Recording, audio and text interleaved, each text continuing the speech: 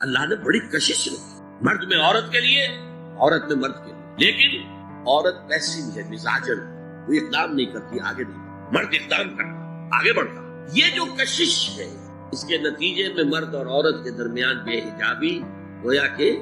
آگ پر تیل ڈالنا ہے، آگ بڑھ گئی۔ اسلام نے اس کو روکا ہے، پورا نظام اس کا معاشرت ہے، ایک بہت بڑا پردہ پورے معاشرے میں ہے، بہت بڑا پردہ، جیسے یہ چھوٹا سا پردہ آپ کو نظر آ رہا ہے، ادھر عورتیں ادھر پر۔ اب یہ ہے بہت پیاری آیت ہماری خواتین کے لیے قابل غور۔ نیک بیویاں تو وہ ہیں جو تابع دار ہو، اطاعت کیش ہو، مردوں کا کہنا مانے، ان کی اطاعت کرے، حافظات للغیب، اور غیب میں ان کے لیے محافظ بنے، ان کے مال کا کی بھی حفاظت کرے۔ یہ نہیں خیانت کر کے شوہر تو گیا ہوا جو چاہو اس کے مال میں سے جس کو میں جو چاہوں دے دوں، نہیں، یہ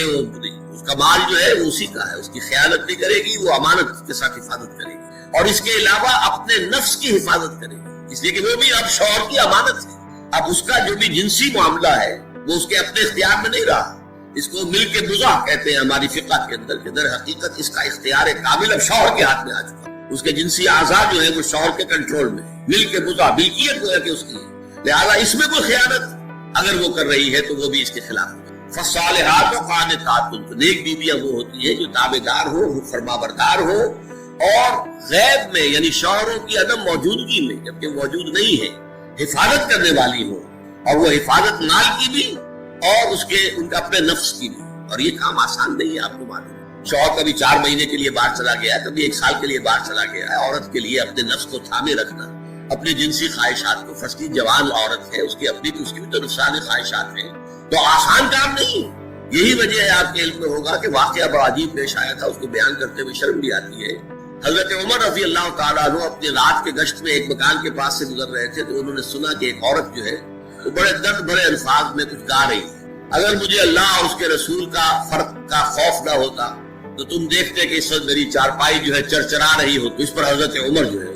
وہ تنبہ ہوا کہ ہمارے لوگ جو ہیں جہاد پر جاتے ہیں، سال بھر تک واپس نہیں آتے، تو اس سے تو سوسائٹی کے اندر بہت زیادہ جو ہے ایک اندیشہ اور خطرہ پیدا ہو جائے گا۔ تو انہوں نے اب دیکھیے یہ بات بھی کہ دین میں کوئی شرم اور حیا اس معاملے میں نہیں ہے، کہ اپنی بیٹی سے پوچھا، حضرت حفصہ سے، اب وہ بیٹی بھی ہے اور ام المومنین بھی ہے،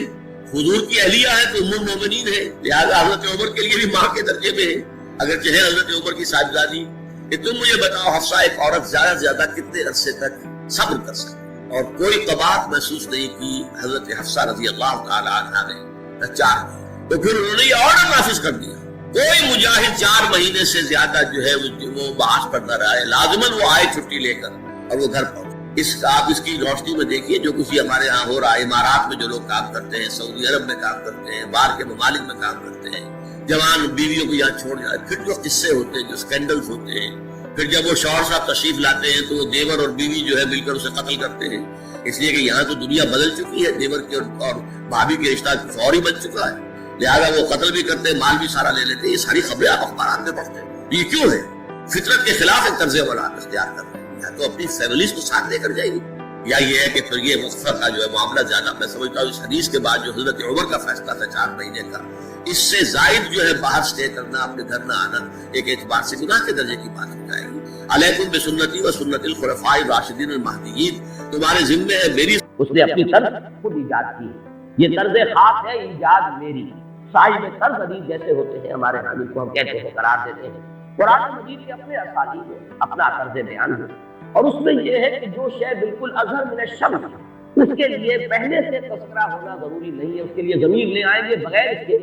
کہ پہلے سے صراحت کے ساتھ اس کے لیے کوئی ذکر ہو، اس میں در حقیقت اشارہ یہ ہوتا ہے یہ بالکل سامنے کی بات ہے، اس میں ذکر کی ضرورت ہی نہیں، یہ تو جانی پہچانی بات ہے، یہ تو بالکل مشہور اور معروف ہے۔ اسی کی 2 مثالیں ہیں، مثلا یہ کہ سابقہ سورت جو ہے سورۃ العلق،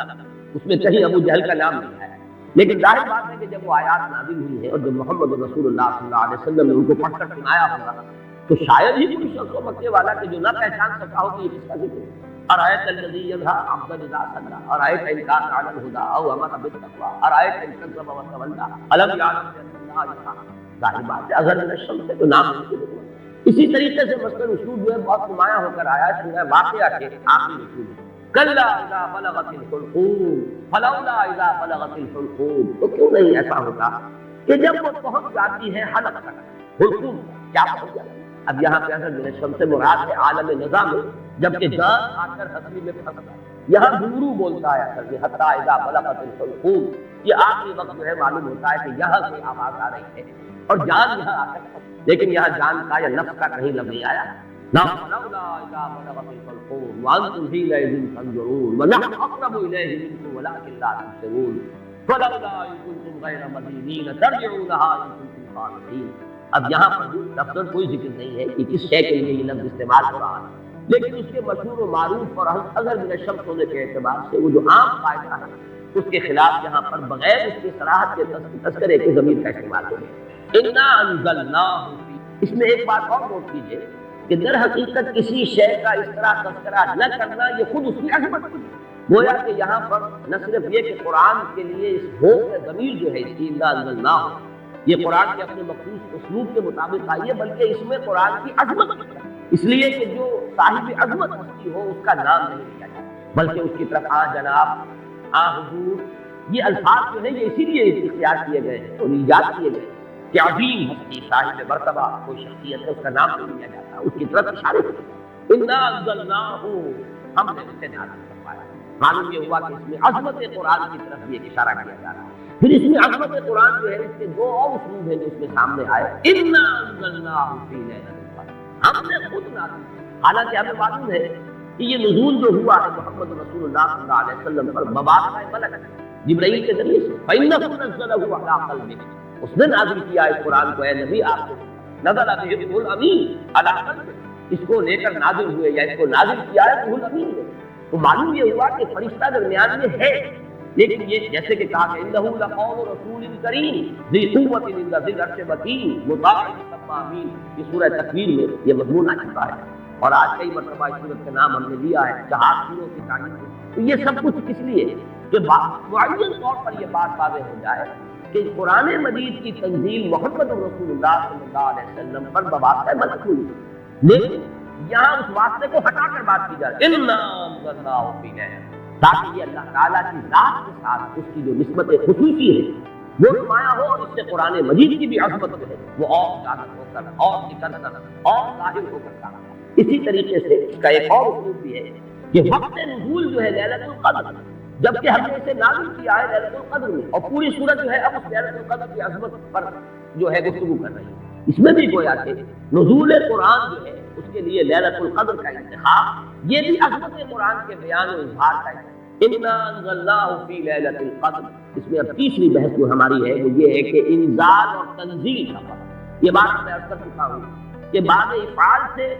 مصدر آئے اور پھر باب تنزیل سے اسی مادے سے اگر مصدر آئے تو اس میں فرق کیا ہوگا۔ باب افعال میں کسی کام کا دفعتاً ایک ہی مرتبہ یک بار بھی جسے ہم کہتے ہیں کام کو مکمل۔ باب تفعیل میں تدریجاً، یہ تدریج خود جو ہے تفعیل کے وزن پر، تدریجاً تھوڑا تھوڑا کر کے کسی کام کو بڑے اہتمام کے ساتھ، اس لیے کہ جب اہتمام ہوتا ہے اور جب اس کی خاص توجہ ہوتی ہے تو رفتار کم ہو جائے گا، اور جب کہیں کسی کام کو بس تیزی سے کر دیا جائے تو پھر اتنی توجہ کی ضرورت نہیں ہوتی۔ اس میں مثال جو ہے بہت نمایاں اعلام اور تعلیم۔ اعلام کے معنی خبردار کر دینا، بتا دینا، بس بتا دینا۔ اب تمہاری سمجھ میں آیا ہے تو آیا ہے، نہیں آیا تو نہیں آیا، اگر آیا ہے تو ٹھیک ہے، نہیں آیا تو دفع ہو۔ ہمارا کام تھا بتا دینا، ہم نے بتا دیا، یہ اعلام بتا دینا۔ اعلام تعلیم، تعلیم ہے ذہن نشین کرنا، اتارنا، بٹھانا، سمجھانا، تھوڑا تھوڑا کر کے بٹ بائی بٹ، پھر یہ دیکھنا کہ یہ بات سمجھ میں آ گئی تو اگلا قدم، یہ بھی اگر سمجھ میں آ گئی تو اگلی بات، یہ تعلیم۔ تو اسی طریقے سے جو اعلام اور تعلیم کا فرق ہے وہی فرق ہے انذار اور تنزیل۔ اور یہ الفاظ جو قرآن مجید میں اگرچہ کہیں کہیں استثناءات ہیں، لیکن آپ کو معلوم ہے کہ یہ تو اصول ہے دنیا میں ہر جگہ پر، ایکسیپشنز پروو دی رول۔ اگر کہیں استثناءات آ جائیں تو اس سے قانون جو ہے اور کلیات ٹوٹتے نہیں ہیں بلکہ اور موقت ہوتا ہے۔ تو یہ بات نوٹ کر لیجیے کہ استثناءات تو اگرچہ ہیں انذار اور تنزیل کے استعمال میں، لیکن یہ کہ بالعموم یا یوں کہیے کہ قانون کے طور پر، ایک کلیے کے طور پر انذار کا لفظ آتا ہے قرآن مجید کا نزول، یا تو آغاز نزول جو ہوا محمد رسول اللہ صلی اللہ علیہ وسلم، یا پورے قرآن کا نازل کیا جانا لوح محفوظ سے سمائے، کیونکہ یہ دفعہ ہوا پورا قرآن ہے نازل۔ یہ دونوں آراء جو ہیں ہمارے ہاں مفسرین کے ہاں موجود ہیں۔ امام شافعی کی رائے یہ ہے کہ انا انزلناہ فی لیلۃ القدر سے مراد یہ ہے کہ اس کا آغاز نزول ہوا ہے لیلۃ القدر۔ حضرت عبداللہ بن عباس رضی اللہ تعالیٰ عنہما، اور ظاہر بات ہے کہ ان کی رائے بہت زیادہ اہمیت کی حامل ہے، وہ حبر الامہ ہے، ان کے بارے میں حضور کی خصوصی دعا ہے، اللہم فقہہ فی الدین وعلمہ التاویل، اے اللہ اس نوجوان کو دین کا فہم اور تفقہ عطا فرما، اور اسے تعویل اور تفسیر کا علم جو ہے بالخصوص وہ عطا فرما۔ تو حضرت عبداللہ بن عباس اسی وجہ سے رضی اللہ تعالیٰ عنہما حبر الامہ، حبر کہتے ہیں بہت بڑے عالم، حالانکہ وہ نوجوان تھے، لیکن یہ کہ ان کی رائے یہ ہے کہ اس سے مراد یہ ہے کہ پورا قرآن حکیم لوح محفوظ سے سمائے دنیا تک لیلۃ القدر میں نازل کر دیا گیا۔ یہ کام دفعتاً ہوا، اسی لیے لفظ انزال آیا۔ وہ لیلۃ القدر کا تذکرہ ہو رہا ہے تو انا انزلناہ فی لیلۃ القدر، پھر یہ کہ رمضان مبارک میں وہ لیلۃ القدر ہے تو شہر رمضان الذی انزل فیہ القرآن، یہاں پر جو مجہول کا صیغہ آیا وہی باب فکر سے آیا ہے۔ لیکن حضور پر جو قرآن کا نزول ہوا ہے تو سب کو معلوم ہے کہ 22 برس میں اس کی تکمیل ہوئی ہے، تھوڑا تھوڑا کر کے نازل ہوا ہے۔ پہلی آیتیں 5 نازل ہوئی جو ہم پڑھ چکے ہیں پچھلے درس میں، اس کے بعد 7 آیتیں نازل ہوئی سورہ نون کی، اس کے بعد 7 آیتیں نازل ہوئی سورہ مزمل کی، اس کے بعد 7 آیتیں نازل ہوئی سورہ مدثر کی، اس کے بعد 7 آیتوں پر مشتمل نازل ہوئی سورہ فاتحہ، اس کے بعد 5 آیتیں پر مشتمل سورت نازل ہوئی سورۃ اللہ۔ تو یہ نجمن یہ تقریباً 22 برس میں جا کر اس کی تکمیل ہوئی ہے۔ تنزیل